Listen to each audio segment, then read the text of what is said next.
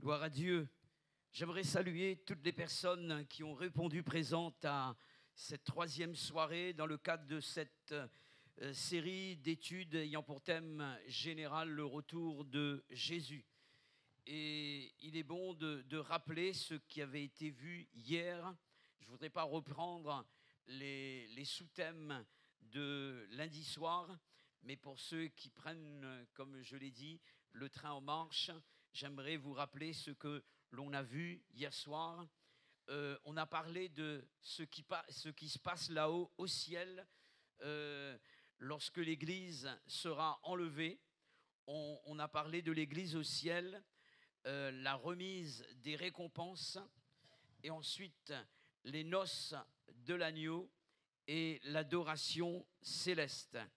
Ce soir, j'aimerais vous présenter cette période avant l'établissement du royaume de Jésus sur la terre, et j'aurai l'occasion de vous présenter ce que la Bible appelle la grande tribulation. Et dans cette période de la grande tribulation, il y a donc des fléaux qui vont s'abattre sur la terre.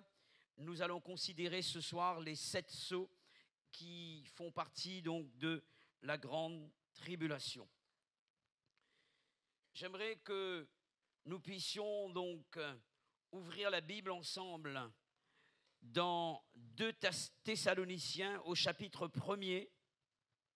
2 Thessaloniciens, chapitre 1er.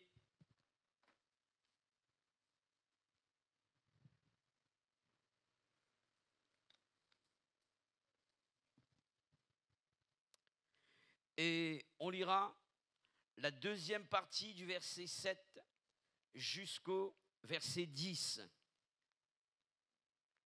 Donc, seconde épître. Je répète donc, seconde épître de Paul aux Thessaloniciens, chapitre 1er, deuxième partie du verset 7 et jusqu'au verset 10.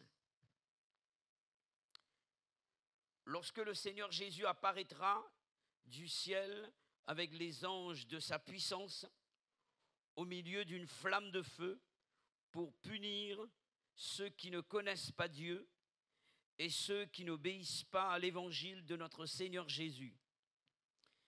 Ils auront pour châtiment une ruine éternelle, loin de la face du Seigneur et de la gloire de sa force.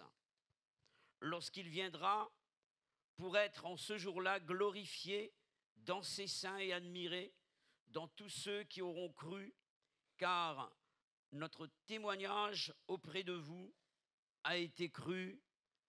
Amen. On va lire également dans le livre du prophète Zacharie. Vous prenez à partir de Matthieu, vous remontez, ce sera très facile à vous de trouver le prophète Zacharie juste avant Malachie. Chapitre 14, versets 1 à 4.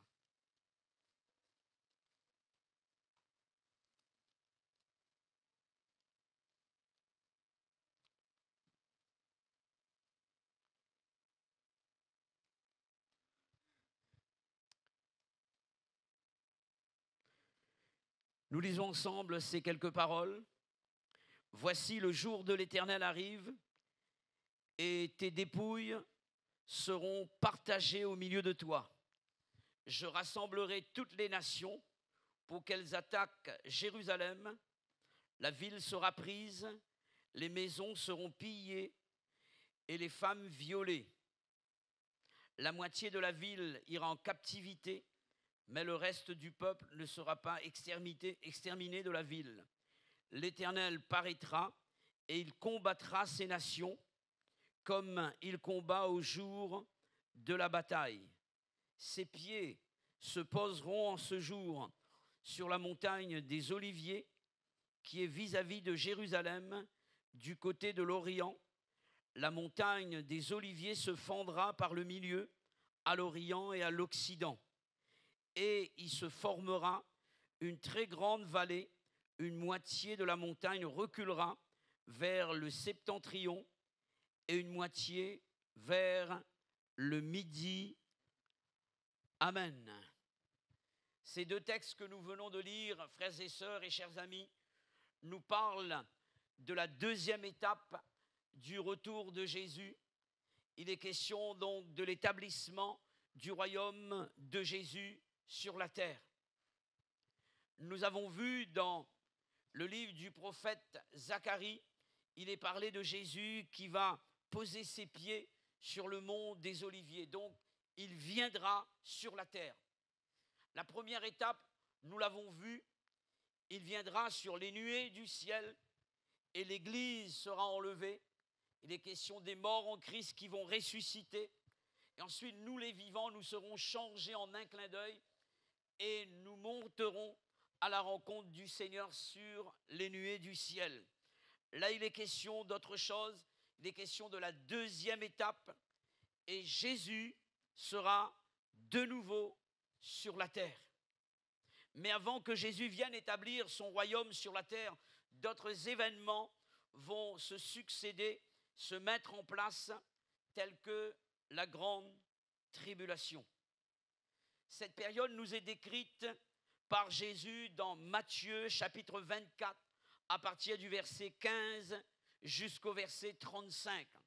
Je vous ai parlé avant-hier et hier également de cette première partie de Matthieu 24 qui concerne l'Église, d'accord, les choses qui devront arriver avant l'enlèvement de l'Église. On avait parlé des souffrances et ensuite de l'intensité des souffrances. Et cette deuxième partie de Matthieu 24, à partir du verset 15 jusqu'au verset 35, je vous conseille de lire chez vous cette partie de la Bible. Cela concerne la deuxième étape et les choses qui vont avoir lieu pendant cette deuxième étape, avant que Jésus n'arrive sur cette terre et vienne régner pour 1000 ans. Dans l'Apocalypse, la grande tribulation se situe à partir du verset 6 jusqu'au verset 18 de l'Apocalypse. D'accord ? Je redonne ces références. La grande tribulation se situe dans l'Apocalypse à partir du chapitre 6 jusqu'au chapitre 18. C'est dans cette période qu'aura lieu le règne de l'Antéchrist. Il y aura ensuite le retour du roi, il est question de Jésus, l'établissement de son royaume sur la terre, ce qu'on appelle le millénium. J'aimerais voir avec vous la grande tribulation. Et il est important que je puisse vous donner une définition très simple de ce que c'est que la grande tribulation. Parfois on se dit, mais de quoi il est question lorsqu'on parle de la grande tribulation? La grande tribulation, on va dire qu'elle constitue une succession de jugements que Dieu exercera sur tout l'univers. Et ce qu'il faut savoir, c'est que Christ est le seul qui soit digne d'ouvrir le titre de propriété de l'univers. On aura l'occasion de voir tout cela tout à l'heure. Ce titre de propriété est présenté sous forme de livre scellé de 7 sceaux. On va lire ensemble dans Apocalypse chapitre 5, versets 1 à 5.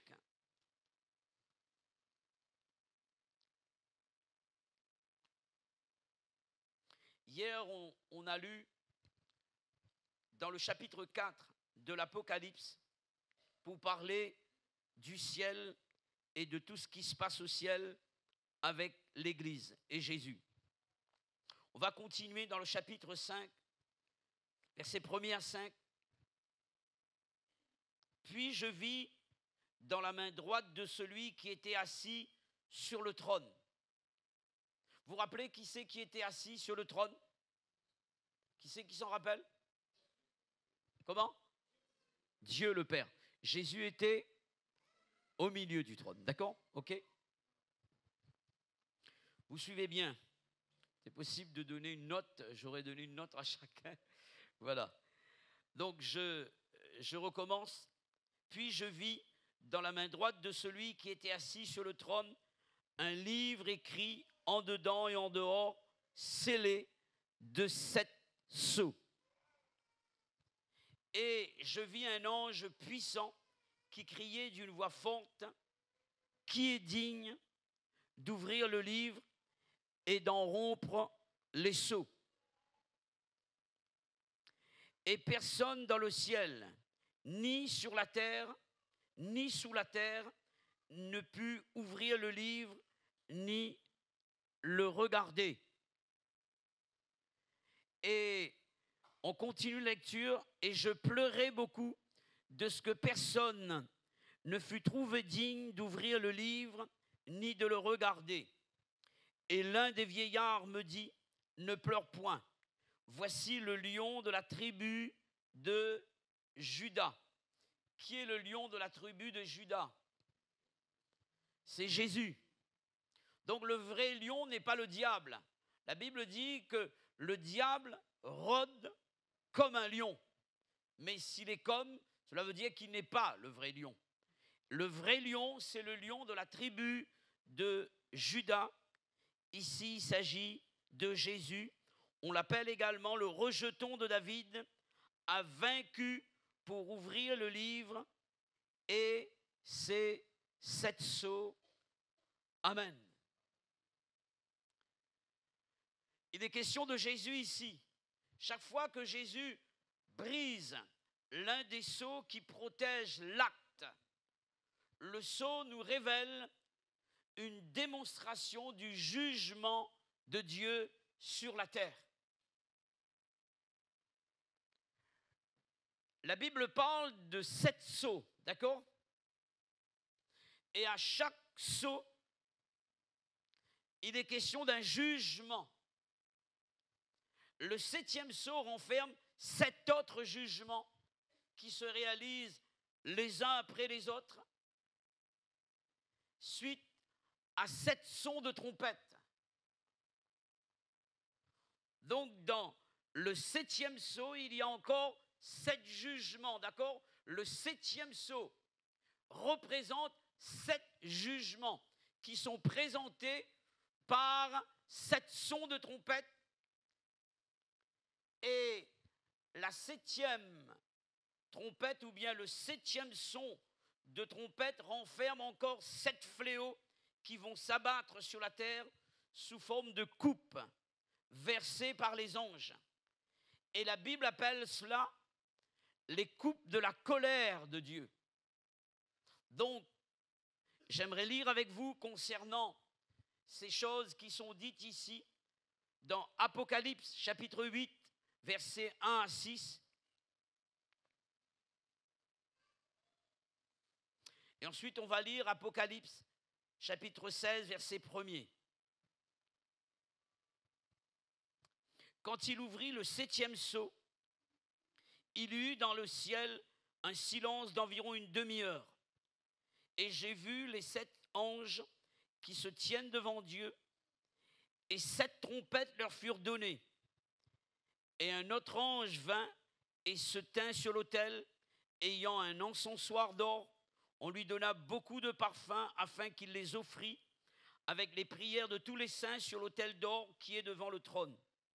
La fumée des parfums monta avec les prières des saints de la main de l'ange devant Dieu. Et l'ange prit l'encensoir, le remplit du feu de l'autel et le jeta sur la terre. Il y eut des voix, des tonnerres, des éclairs et un tremblement de terre. Et les 7 anges qui avaient les 7 trompettes se préparèrent à en sonner. Amen. Apocalypse, chapitre 16, verset 1er. Je vous ai parlé des 7 coupes. Apocalypse, chapitre 16, verset 1er. Et j'entendis une voix forte qui venait du temple et qui disait aux 7 anges, allez et versez sur la terre les 7 coupes de la colère de Dieu. 7 sceaux, 7 jugements. Le 7e jugement est composé de 7 autres jugements qui s'appellent les 7 trompettes. Vous suivez? Ensuite, la 7e trompette. Il y a 7 autres jugements dans la 7e trompette. Ça s'appelle les 7 coupes. On aura l'occasion de les voir. Et ce soir, je veux me concentrer sur les 7 sceaux, les 7 jugements de Dieu, les premiers jugements. Et c'est dans cette grande période qui s'appelle la période de la grande tribulation. D'accord? On va lire ensemble du verset 1er au verset 2, le premier sceau. Chapitre 6, verset 1er à 2. Est-ce que tout le monde suit là? Ça va? Il faut que je répète ou bien vous comprenez là? Ça va? Tout le monde a compris. Je peux demander à quelqu'un de répéter s'il vous plaît? C'est plus pareil maintenant. Chapitre 6, verset 1er à 2. Je regardais quand l'agneau ouvrit un de ses sceaux et j'entendis, l'un des 4 êtres vivants qui disait, comme d'une voix de tonnerre, viens. Je regardai et voici parut un cheval blanc. Celui qui le montait avait un arc, une couronne lui fut donnée et il partit en vainqueur et pour vaincre. Ici, il est question de quelqu'un qui se trouve sur un cheval blanc. Certains ont dit que le cavalier sur le cheval blanc représente Jésus. C'est impossible. Car Jésus ne peut pas être l'agneau qui ouvre le sceau. Verset 1er, on va relire. Je regardais quand l'agneau ouvrit un de ces 7 sceaux, puisqu'il est dit, c'est lui qui est digne d'ouvrir les sceaux. Oui ou non? Donc c'est Jésus ici.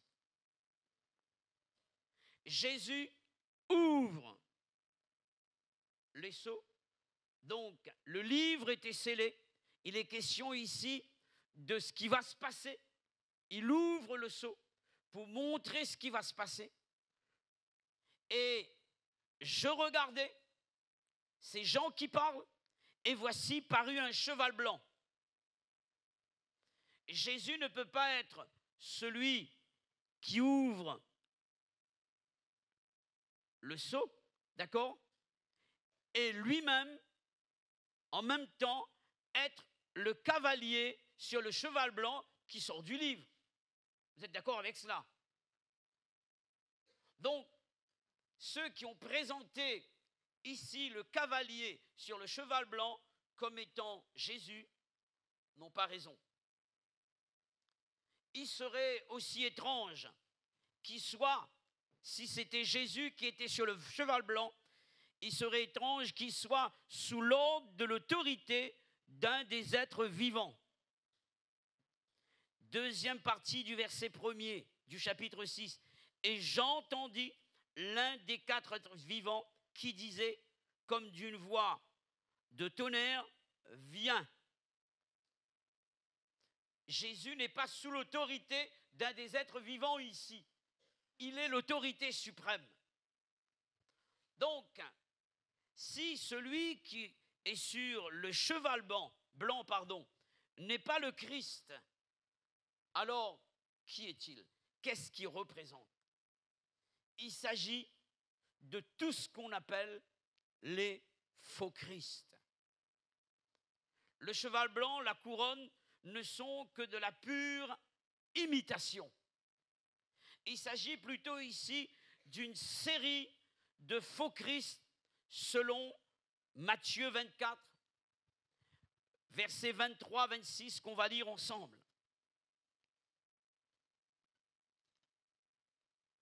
Matthieu 24, versets 23-26.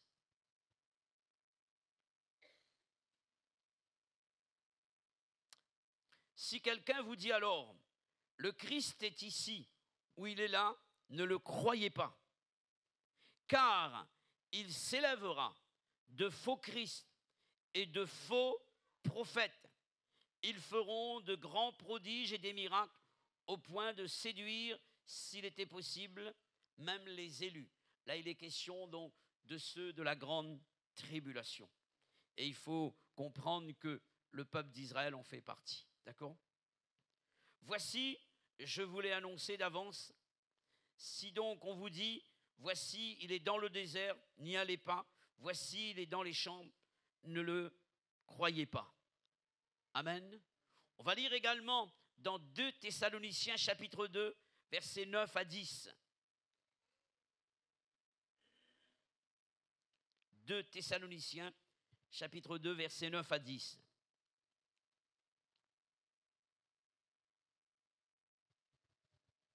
L'apparition de cet impie, les questions de l'antéchrist, se fera par la puissance de Satan, avec toutes sortes de miracles, de signes et de prodiges mensongers, et avec toutes les séductions de l'iniquité pour ceux qui périssent parce qu'ils n'ont pas reçu l'amour de la vérité pour être sauvés. 2 Corinthiens chapitre 11, verset 13.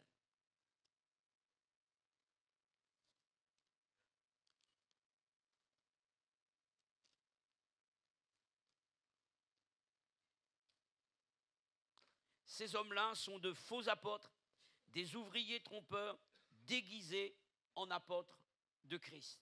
Donc on voit ici, il est question de faux. Il est question de faux. Vous avez remarqué que le diable avait une première stratégie pour essayer de détruire l'œuvre de Dieu sur cette terre. Il a essayé par tous les moyens d'empêcher que Jésus ne naisse. Et même à la naissance de Jésus, lorsque le roi Hérode a appris que Jésus était né, il a détruit, il a mis à mort tous les enfants de l'âge du Seigneur Jésus pour empêcher que Jésus ne règne. Et se rendant compte que cette stratégie n'a pas marché, il va utiliser une autre stratégie. N'étant pas capable de détruire le Christ, qu'est-ce qu'il va faire? Il va faire apparaître beaucoup de Christ pour qu'il y ait confusion. Lorsqu'on regarde partout, on voit beaucoup de Christ. Il faut du discernement, il faut l'Esprit de Dieu en nous pour savoir le vrai du faux.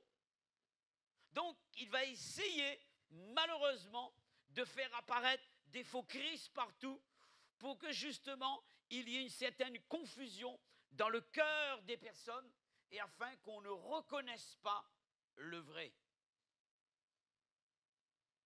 Le diable, il fera tout pour essayer de détruire le royaume de Dieu, mais jamais il ne pourra y arriver parce que ce que Dieu a dit, il l'accomplira. Amen. Il l'accomplira.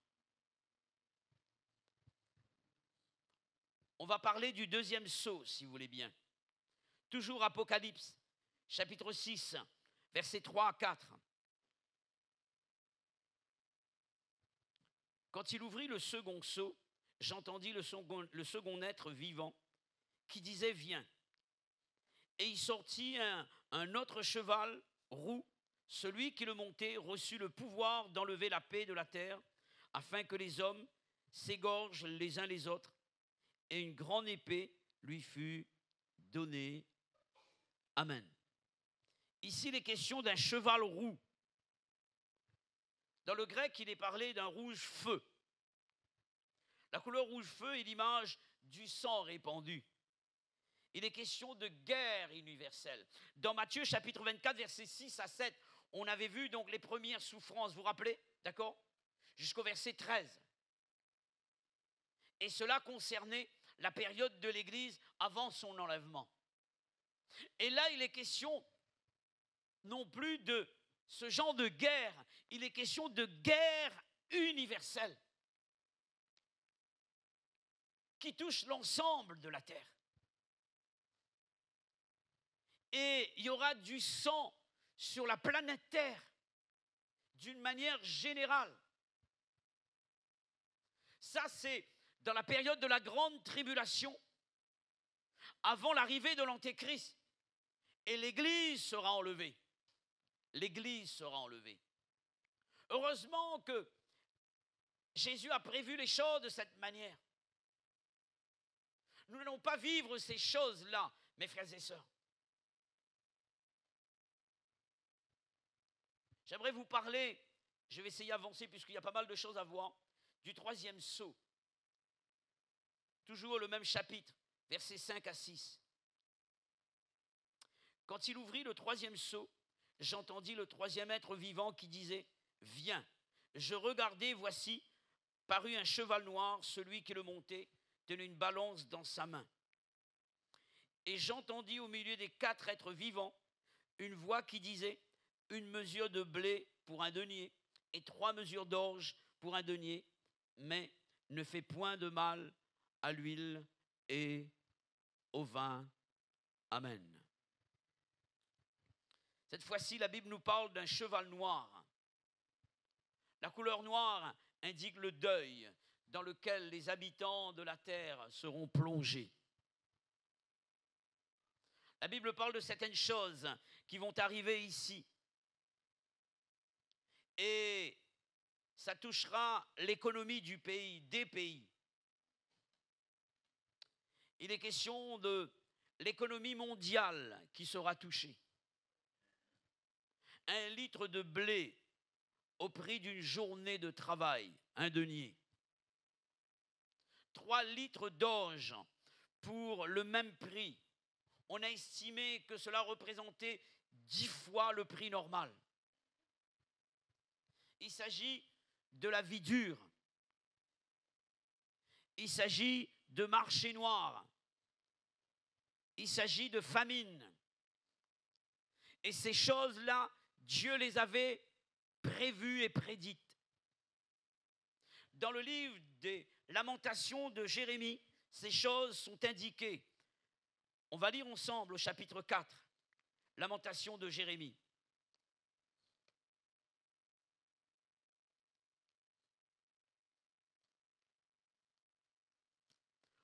On lira du verset 1er au verset 10.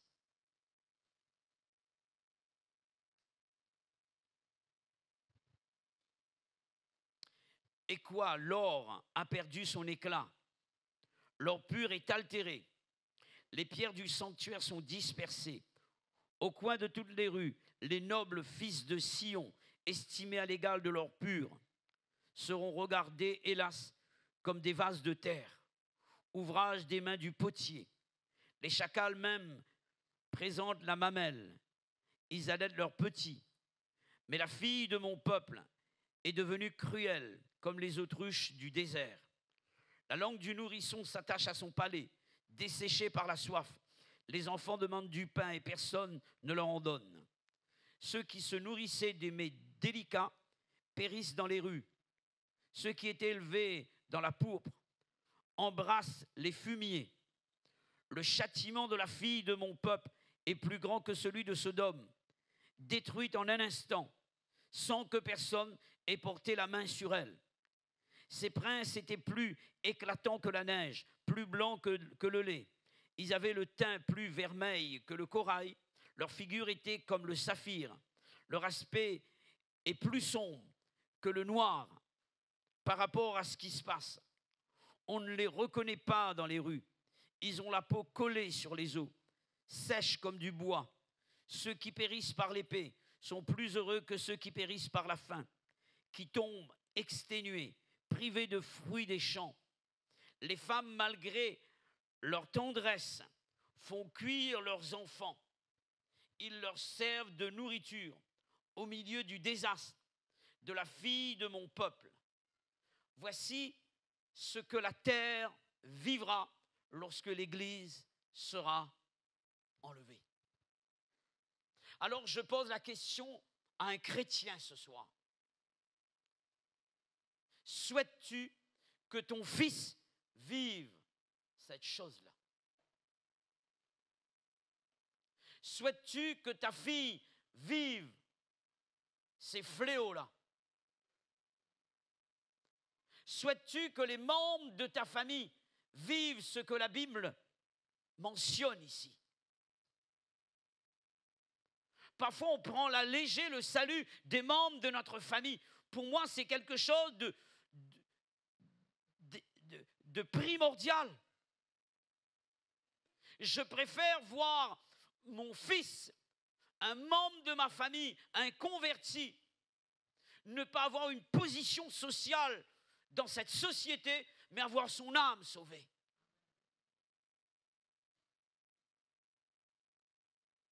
La Bible est formelle, ces choses sont véridiques.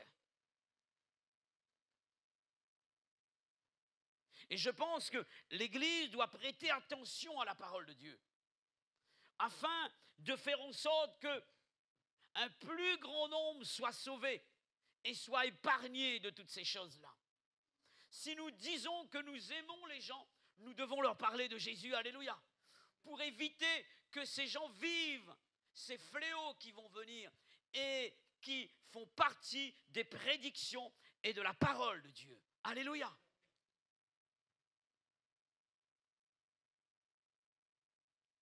Dans le deuxième sceau, il était fait mention de guerre universelle, d'accord?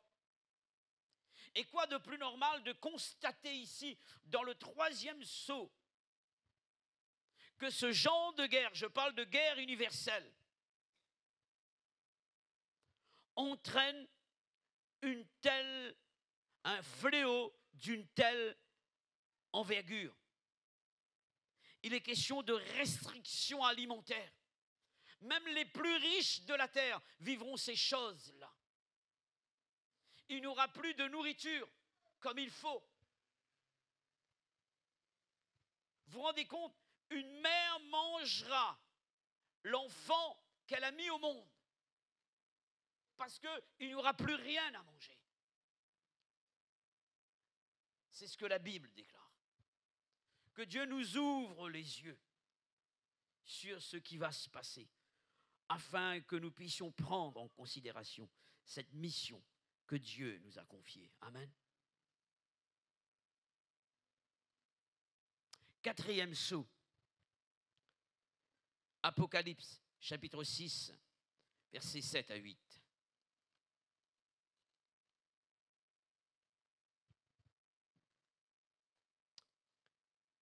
Quand il ouvrit le quatrième sceau, j'entendis la voix du quatrième être vivant qui disait « Viens ». Je regardai, et voici parut un cheval d'une couleur pâle. Certains, donc, ont un cheval d'une couleur verdâtre. Non, non, vous n'avez pas cela dans votre Bible, non? Si vous ne l'avez pas, donc, j'aurai l'occasion de vous expliquer de quoi il s'agit. Donc, je reprends le texte.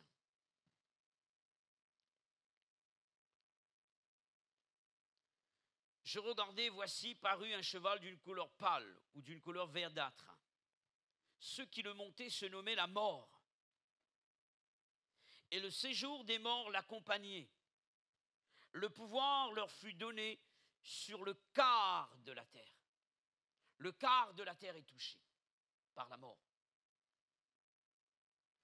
Pour faire périr les hommes par l'épée, par la famine, par la mortalité, par des bêtes sauvages de la terre.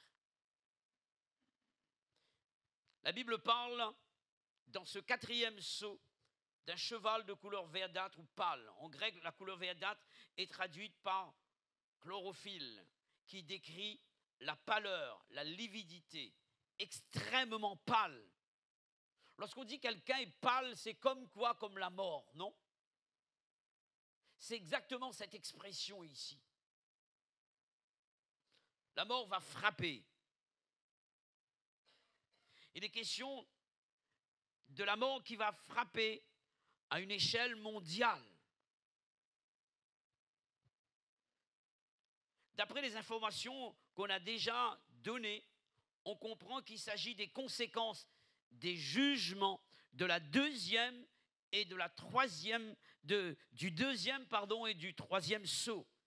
J'avais parlé de guerre et de restrictions alimentaires qui vont entraîner des épidémies, des pestes, des morts en grand nombre, des bêtes féroces dans certains pays vont achever certains rescapés.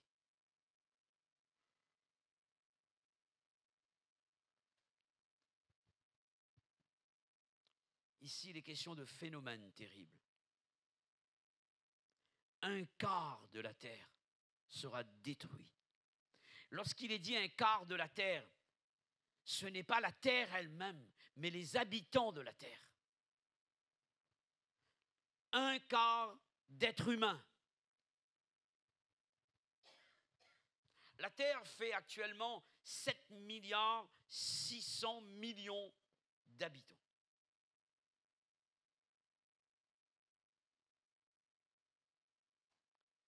Et si on calcule le quart de 7 milliards 600 millions d'habitants, ça fait 1 milliard et 900 millions de morts. Pour donner une idée de la gravité de la situation, de l'ampleur de la situation, la Chine fait 1 milliard et 400 millions d'habitants. Les États-Unis font 327 millions d'habitants. Si on additionne tout cela, ça fait plus que tous les habitants de la Chine et tous les habitants des États-Unis. Vous vous rendez compte? Un quart de la terre. On est en train de parler des choses terribles qui vont toucher la terre. Et ces choses se préparent. On ne sera pas là éternellement. Dieu nous appelle à bâtir, Dieu nous appelle à construire, Dieu nous appelle à travailler, Dieu nous appelle à faire ces choses-là. Mais nous ne sommes pas là pour l'éternité. C'est pourquoi Dieu nous appelle à nous sauver de cette génération. Et Dieu nous appelle à gagner un plus grand nombre. Amen. On va lire ensemble le cinquième sceau, versets 9 à 11.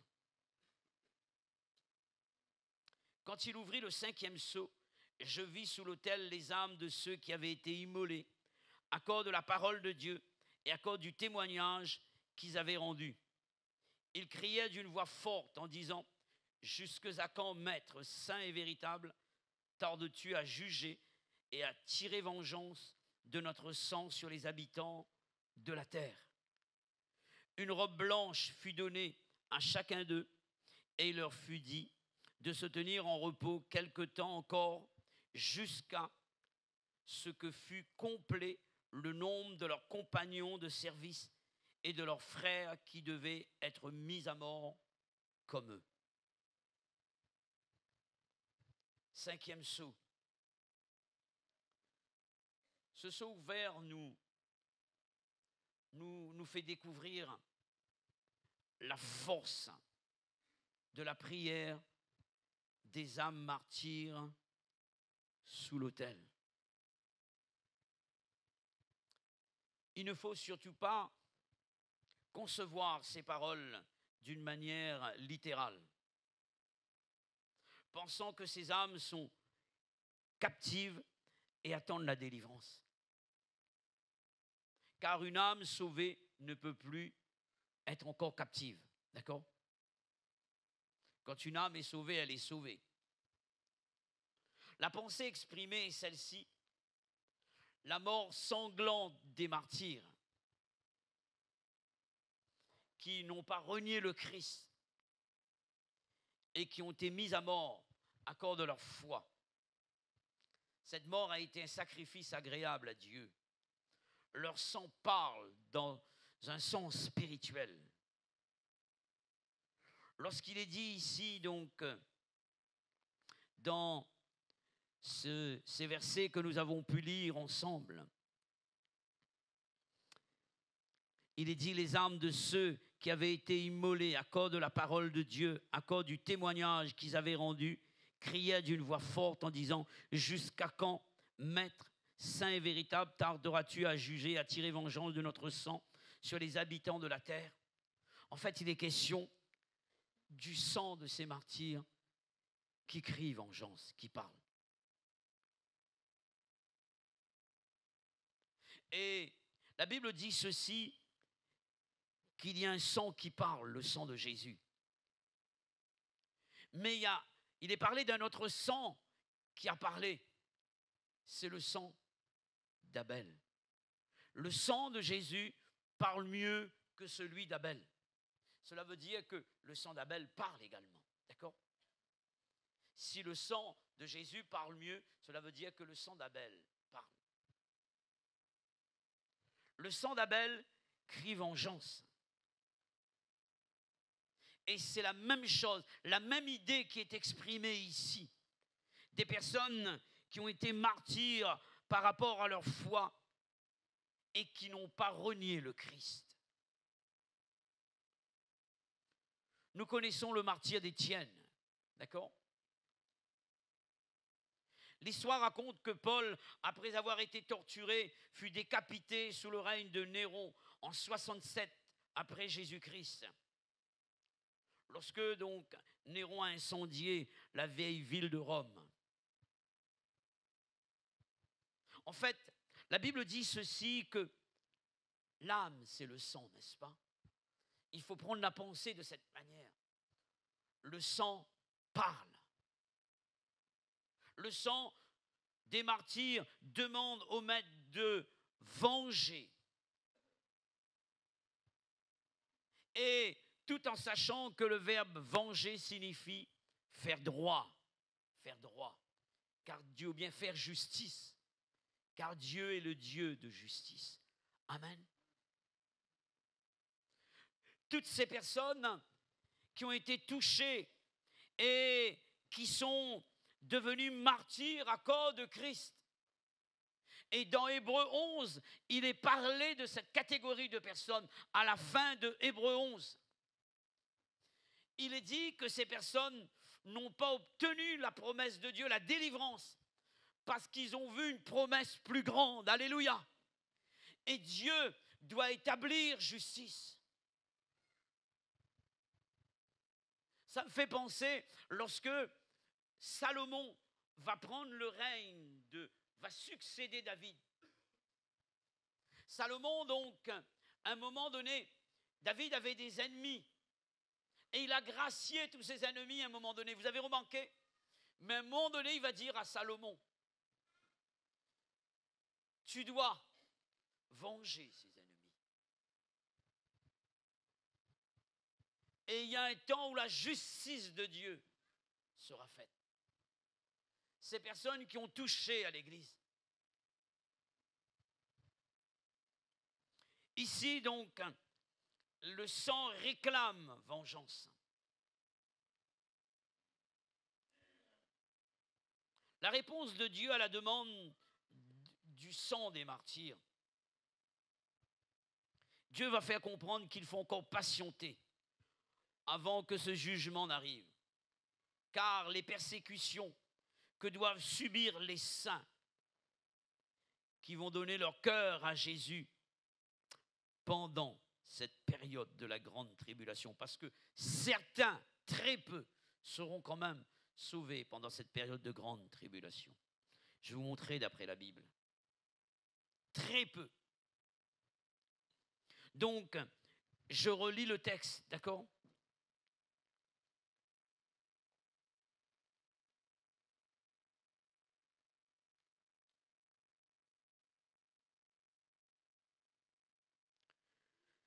Verset 11. Une robe blanche fut donnée à chacun d'eux, et il leur fut dit de se tenir en repos quelque temps encore, jusqu'à ce que fût complet le nombre de leurs compagnons de service et de leurs frères qui devaient être mis à mort comme eux. Je lis avec vous dans Apocalypse, chapitre 17, versets 3 à 6. il me transporta en esprit dans un désert et j'ai vu une femme assise sur une bête écarlate. Vous vous rappelez de cette femme? L'épouse de l'Antéchrist. On avait parlé de la chute de Babylone, Babylone qui représente, on avait parlé de tout cela hier, donc de tout ce pouvoir politique et religieux également qui n'ont rien à voir avec la vérité et qui vont travailler avec l'Antéchrist pour pouvoir régner donc pendant une période sur cette terre, le règne de l'Antéchrist. Ici, il est question de l'époux de l'Antéchrist. Cette femme était vêtue de pourpre, d'écarlate, etc. D'accord? Verset 4. Et parée d'or, de pierres précieuses et de perles, elle tenait dans sa main une coupe remplie d'or, remplie d'abominations et d'impuretés, de sa prostitution. Sur son front était écrit un nom, un mystère, Babylone la grande, la mère des impudiques et des abominations. Et je vis cette femme ivre du sang des saints et du sang des témoins de Jésus. Et en la voyant, je fus saisi d'un grand étonnement. Je vous fais comprendre que l'Église est enlevée, il est question de la grande tribulation ici, d'accord? Et il est parlé encore des saints. Cela veut dire que certains vont échapper à la grande tribulation et auront l'occasion d'être sauvés, mais très, très peu. Ils vont devenir martyrs par rapport à Jésus. C'est pourquoi l'Église, nous devons bénéficier de la première étape de la venue de Jésus, du retour de Jésus. Il est question de l'enlèvement de l'Église.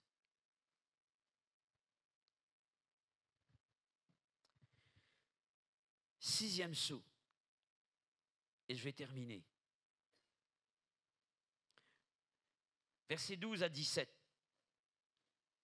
toujours chapitre 6. Je regardais, quand il ouvrit le sixième sceau, il y eut un grand tremblement de terre. Le soleil devint noir comme un sac de crin, la lune entière devint comme du sang, et les étoiles du ciel tombèrent sur la terre, comme lorsqu'un figuier secoué par un vent violent jette ses figues vertes. Le ciel se retira comme un livre qu'on roule, et toutes les montagnes et les îles furent remuées de leur place. Toutes les îles, l'île de la Réunion également. Vous êtes d'accord avec ça? Je ne serai plus là. Vous aussi, n'est-ce pas? Je vais vous expliquer ce qui va se passer ici. Les rois de la terre, les grands, les chefs militaires, les riches, les puissants, tous les esclaves et les hommes libres se cachèrent dans les cavernes et dans les rochers des montagnes. Les riches, les puissants, les grands, tous ceux qui se croyaient en sécurité et qui n'avaient pas besoin de l'évangile. Et qui disaient que l'évangile, c'est pour les faibles, comme nous. Il disait aux montagnes et aux rochers, tombez sur nous et cachez-nous devant la face de celui qui est assis sur le trône et devant la colère de l'agneau. Les grands de ce monde vont reconnaître l'authenticité de l'évangile, que ce que l'Église avait dit était la vérité. Alléluia. Nous assistons dans l'ouverture de ce sixième sceau à un avant-goût de la colère de Dieu. Il s'agit d'une anticipation de ce qui va se produire à la deuxième étape de la deuxième venue, de la venue de Jésus, qu'on a appelée également la parousie, c'est-à-dire sa présence sur la terre. Ici, il est question des phénomènes terribles, également rapportés dans Luc 21, verset 11. Il y aura des grands tremblements de terre en divers lieux, des pestes et des famines. Il y aura des phénomènes terribles et de grands signes dans le ciel.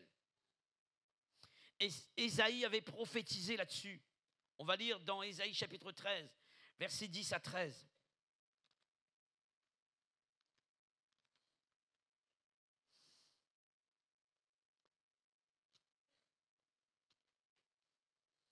Ésaïe chapitre 10, versets 10 à 13. Chapitre 13, pardon, versets 10 à 13. Car les étoiles des cieux et leurs astres ne feront plus briller leur lumière. Le soleil s'obscurcira dès son lever, et la lune ne fera plus luire sa clarté. Je punirai le monde pour sa malice, et les méchants pour leurs iniquités. Je ferai cesser l'orgueil des hautains, et j'abattrai l'arrogance des tyrans. Je rendrai les hommes plus rares que leurs faim. Je les rendrai plus rares que leurs d'ophir. C'est pourquoi j'ébranlerai les cieux, et la terre sera secouée sur sa base par la colère de l'Éternel des armées au jour de son ardente fureur.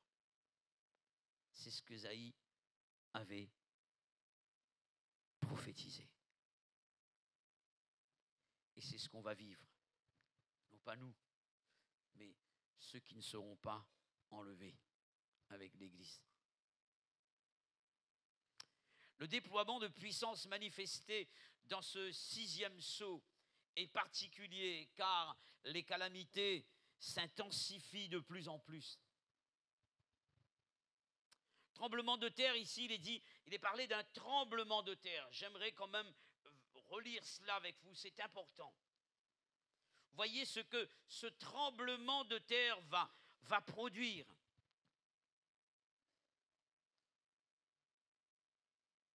Il y eut un tremblement de terre. Et ensuite, il y aura les conséquences. On dirait que c'est comme une suite, une chaîne une suite qui va s'enchaîner de fléaux. Le tremblement de terre est important ici. Ce qu'on a vu précédemment ne sont rien comparé à cela. Ça va entraîner un ensemble de catastrophes sur la terre, provoquant un bouleversement mondial sous forme de cataclysme. La lune en sang.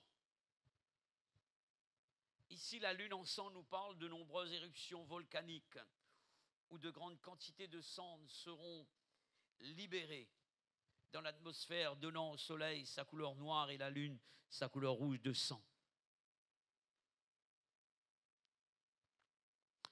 Si on étudie d'après l'original, les étoiles du ciel, ce ne sont pas les étoiles qui vont tomber seulement. Ça peut être ça également, mais plus que cela. Le terme étoile désigne une pluie de météores.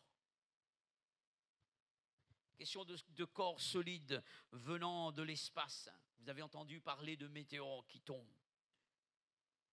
J'ai noté également d'astéroïdes et j'ai voulu savoir de quoi il s'agit. Je ne suis pas scientifique, j'ai pris mon dictionnaire, j'ai vu ce que c'était. Planète de petite dimension, ne dépassant pas que quelques centaines de kilomètres. Donc des petites planètes vont tomber. Environ 100 kilomètres de diamètre vont tomber sur la Terre. Le ciel se retirera. L'atmosphère de la Terre sera tellement affectée, polluée, que le ciel ne sera plus visible. Ici, il est parlé des îles et des montagnes qui vont se déplacer. J'ai fait un peu de la géologie et j'ai dû réviser un petit peu d'après ce que j'ai lu ici. On appelle cela ce qu'on appelle des plaques tectoniques ou lithosphériques. La lithosphère, c'est l'écorce terrestre, d'accord ? Pour ceux qui ont fait un peu de la géologie, donc c'est la partie de l'écorce terrestre. Et ici, il est question de l'écorce terrestre qui va se fragmenter et se déplacer. Se déplacer. Provoquant toutes sortes de séismes, de tsunamis à une échelle mondiale.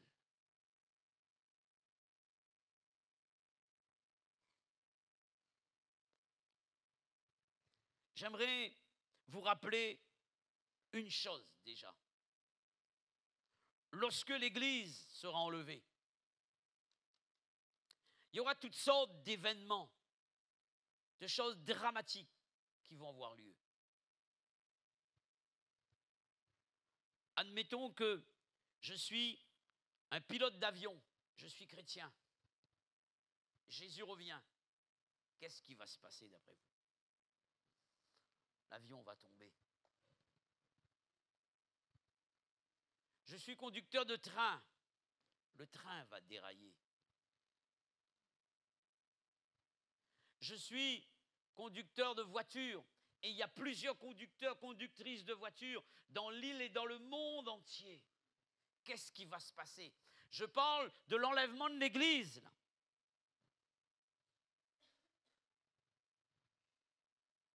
Imaginez ce qui va se passer.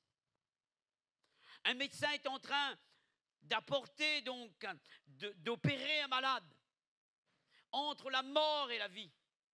Et il arrive à la phase finale où il doit intervenir pour apporter le secours, la délivrance. Il est enlevé. Réfléchissons à toutes ces choses-là. Ça, c'est l'enlèvement de l'Église. D'accord?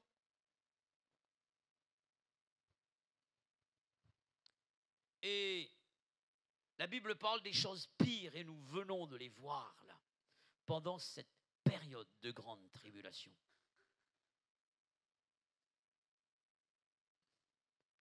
Alors nous devons comprendre, mes frères et sœurs, qu'il y a du travail à faire sur cette terre.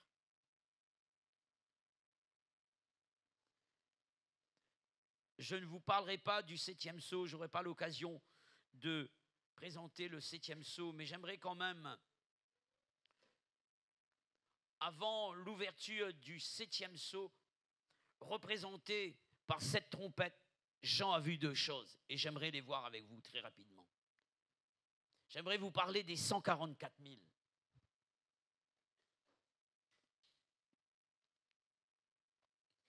Chapitre 7, versets 1 à 8. Apocalypse.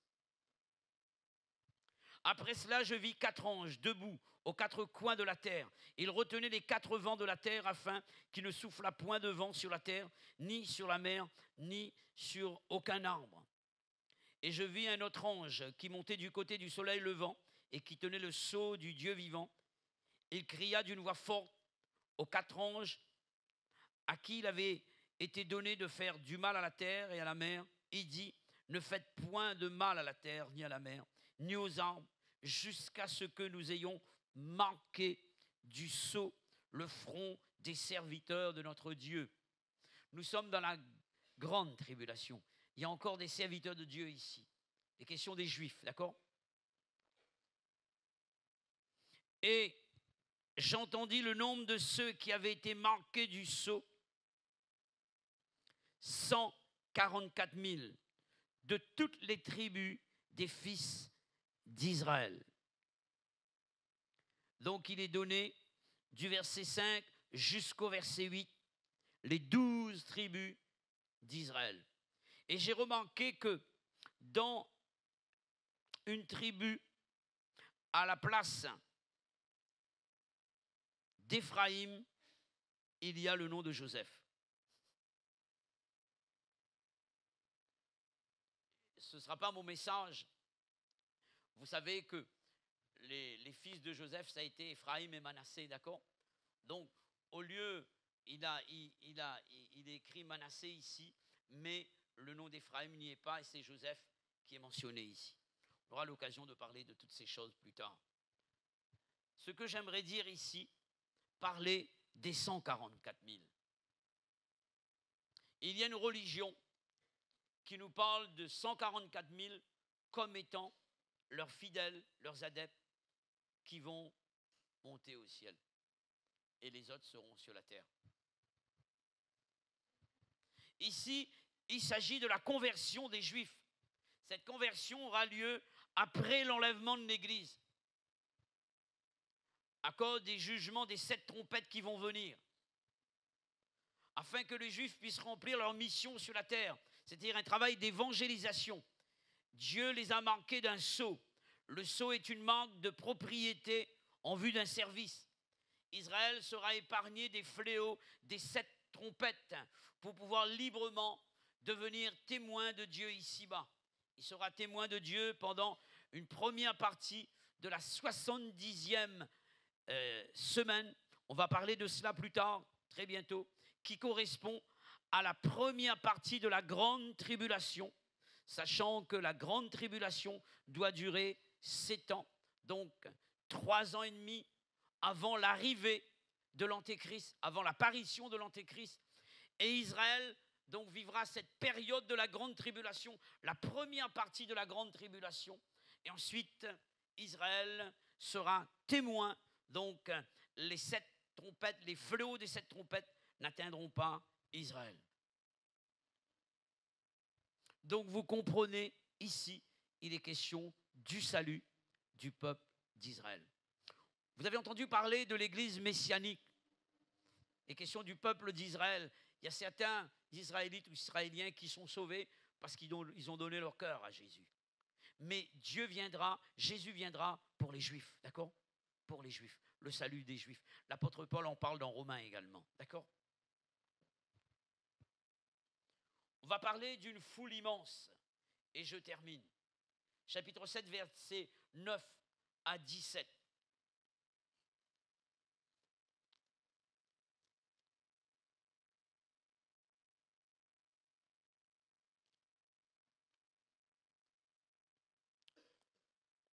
Chapitre 7, versets 9 à 17. Après cela, je regardais, voici, il y avait une grande foule que personne ne pouvait compter, de toute nation, de toute tribu, de tout peuple et de toute langue. Ils se tenaient devant le trône et devant l'agneau, revêtus de robes blanches et des palmes dans leurs mains. Ils criaient d'une voix forte en disant: le salut est à notre Dieu qui est assis sur le trône et à l'agneau. Et tous les anges se tenaient autour du trône, et des vieillards et des 4 êtres vivants se prosternèrent sur leurs faces devant le trône, et ils adorèrent Dieu en disant: Amen, la louange, la gloire, la sagesse, l'action de grâce, l'honneur, la puissance et la force soit notre Dieu au siècle des siècles. Amen. Et l'un des vieillards prit la parole et il me dit: ceux qui sont revêtus de robes blanches, qui sont-ils et d'où sont-ils venus? Je lui dis: mon Seigneur, tu le sais. Et il me dit: ce sont ceux qui viennent de la grande tribulation et qui ont lavé leurs robes et qui les ont blanchis dans le sang de l'agneau. C'est pour cela qu'ils sont devant le trône de Dieu et servent jour et nuit dans le temple. Celui qui est assis sur le trône dressera sa tente sur eux. Ils n'auront plus de faim, etc., etc. Donc, certains disent qu'il s'agit de l'Église dans son ensemble. Et je ne m'avance pas, mais j'ai une information. Et maintenant, il est dit que ces personnes de robes blanches viennent de la grande tribulation. L'Église est enlevée. Cela veut dire que certains viendront de la grande tribulation, pourront être sauvés. Et maintenant, je préfère ne pas m'avancer dans le sens que certains ont étudié d'une autre manière, mais moi je lis ici, je vois que la pensée, il est dit que ces personnes de robe blanche viennent de la grande tribulation. Toujours est-il, l'étude de la grande tribulation, c'est pour vous montrer que, mes frères et sœurs, nous ne voulons pas connaître la grande tribulation. Nous voulons être enlevés. Nous voulons tout faire pour rester fermes jusqu'au bout, afin d'attendre la première étape du retour de Jésus et d'être changé et de monter avec lui dans la gloire pour régner avec lui, parce que l'Église viendra régner avec le Christ sur cette terre. Alléluia. J'aimerais vous demander quelques minutes d'attention avant de prier un moment le Seigneur avec vous. Est-ce que l'on peut projeter ce film, s'il vous plaît? Ça va durer à peu près 5 minutes. Vous avez le son là? Et en divers lieux, des pestes et des famines.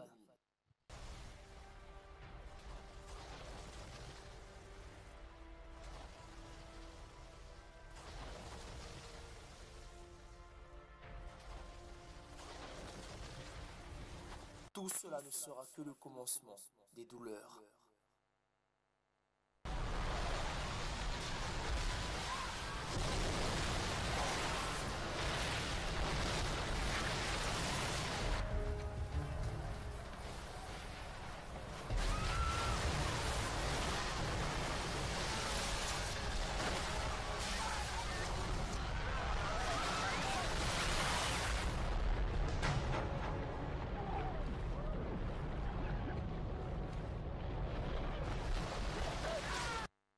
Ainsi sera l'avènement du Fils de l'homme.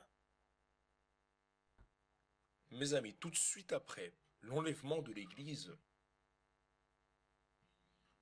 le monde restera désespéré. Le Saint-Esprit ne sera plus là. Quand le Saint-Esprit sera retiré, alors viendra la bête.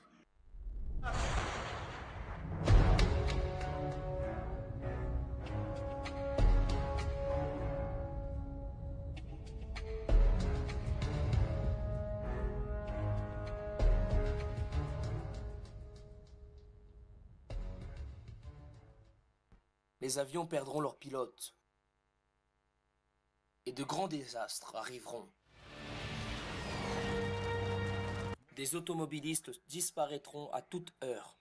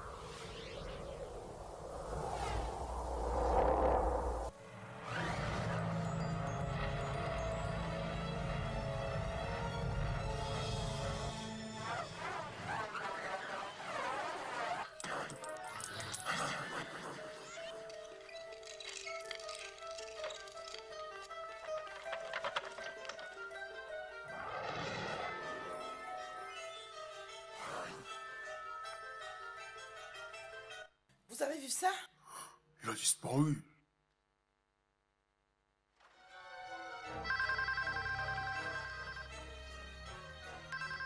Qu'est-ce qui arrive ici?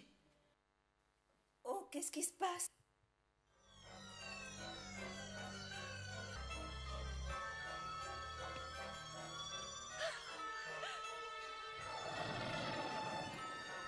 Oh mon Dieu! Aïssa! Qu'est-ce qui se passe? Aïssa, moi qui pensais Dis-moi, que qu'est-ce qui j'étais se bien passe? avec Dieu. Dis-moi, Je qu'est-ce qui pensais se passe? que j'étais entre les mains de Dieu. Tu ne vois pas ce qui se passe? Oh, Aïssa, Aïssa! Mais qu'est-ce qui se passe? Aïssa, je peux pas t'expliquer.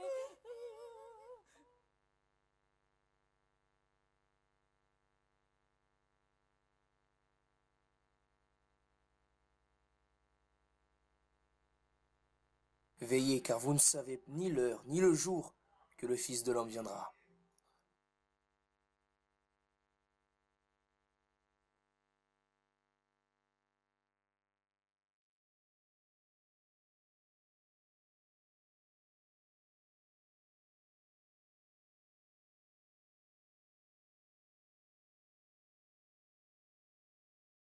Une faible idée de ce que sera le retour de Jésus. Et je pense que nous avons besoin de considérer la Bible dans son ensemble et de réaliser que il n'y a pas que seulement la guérison des corps malades. Il n'y a pas seulement la réussite sociale. Il n'y a pas seulement un Dieu pour nous donner des bénédictions temporelles. Mais le ciel est vrai. Alléluia. Recueillons-nous un moment et prions le Seigneur.